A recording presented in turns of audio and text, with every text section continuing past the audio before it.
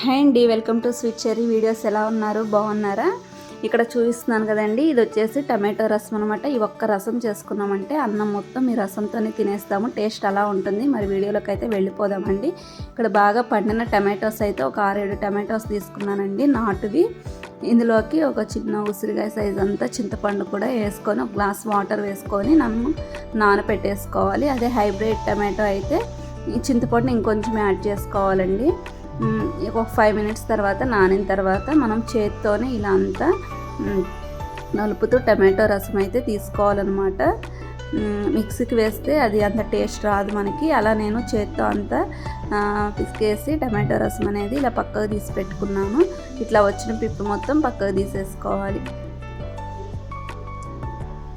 ఇప్పుడు స్టవ్ మీద వేరొక గిన్నె పెట్టుకొని మనం రెడీ చేసి పెట్టుకున్న ఆ టమాటో రసాన్ని అయితే యాడ్ చేసుకొని ఒక గ్లాసున్నర వరకు వాటర్ కూడా అందులో యాడ్ చేసుకొని మనం పులుపు చూసుకోవాలండి.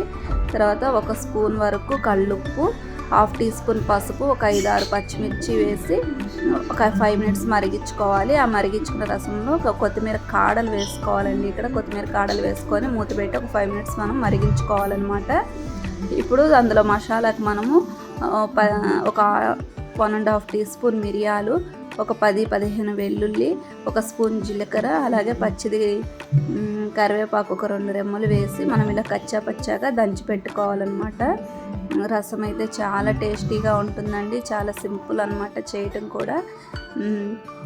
మసాలా ముద్ద రెడీ అయిపోయేలోపు మనకి ఇక్కడ రసం అయితే మరిగిపోతున్నాయి కదా. మరి ఇక్కడ మనకి టమాటో పచ్చివాసన అనేది పోవాలండి. పోయే వరకు మరిగించుకోవాలి. మరి అది పచ్చివాసన అంతా పోయిందని మనకి ఎలా తెలుస్తుందంటే, ఇక్కడ పచ్చిమిర్చి మనం వేసాం కదండి, ఆ పచ్చిమిర్చి అనేది మెత్తబడాలన్నమాట. బాగా ఉడికి అది మెత్తబడిందంటే టమాటో స్మెల్ మనకి పచ్చివాసన అనేది పోయినట్లే.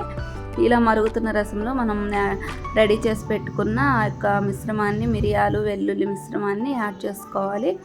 యాడ్ చేసేసుకొని వెంటనే మనం స్టవ్ ఆఫ్ చేసుకోవాలన్నమాట. మసాలా వేసినాక మనకు ఆ ఫ్లేవర్స్ అన్నీ బయటికి వెళ్ళిపోతాయి, ఇంకా మరిగించకూడదు.